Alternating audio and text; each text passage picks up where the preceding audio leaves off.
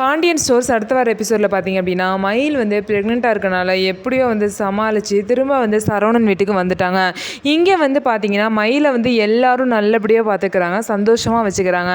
ஆனால் சரவணன் மட்டும் பார்த்தீங்க அப்படின்னா மயில்கிட்ட வந்துட்டு இந்த மாதிரி எனக்கு குழந்தை வரப்போகிறதுல சந்தோஷம்தான், ஆனால் நீ என் முன்னாடி வந்து நிற்கிறப்பெல்லாம் நீ சொன்ன பொய் தான் என் முன்னாடி நிற்கிது, அதனால என்னால் உன்னை சீக்கிரமாக ஏற்றுக்க முடியல, இதுக்கப்புறம் நம்ம பழைய மாதிரி இருக்க முடியுமான்னு தெரில, இதுக்கு மேலே நீ ஏதாவது பொய் சொன்ன அப்படின்னு எனக்கு தெரிஞ்சிச்சுன்னா கண்டிப்பாக நான் வாழ்க்கையிலே இருக்க மாட்டேன்.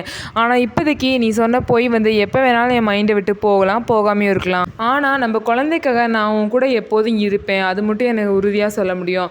இனிமே ஆனால் பொய் சொன்னால் மட்டும் என்னால் அதை ஏற்றுக்கவே முடியாதுன்னு சொல்லிட்டு மயில் கிட்ட சொல்லிடுவாங்க. மயில் பார்த்தீங்கன்னா இதை நினச்சி ரொம்பவே அலறாங்க. அது மட்டும் இல்லாமல் இன்னும் நகை விஷயம் எதுவுமே சரவணனுக்கு தெரியல. அது மட்டும் இல்லாமல் மயில் வந்து பெரிய பொண்ணு, அந்த வயசும் வந்து பார்த்தீங்கன்னா சரவணனுக்கு தெரியல. ஸோ இந்த விஷயம்லாம் தெரிய வந்தால் என்ன பண்ணுறதுன்னு மயில் வந்து முழிச்சிட்ருக்காங்க.